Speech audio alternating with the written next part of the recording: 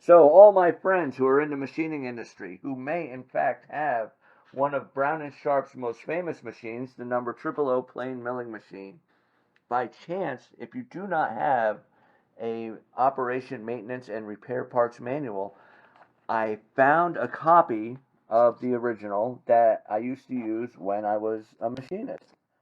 Before I get rid of it, I asked Jamie if he could kindly scan it, download it, and he is going to archive it.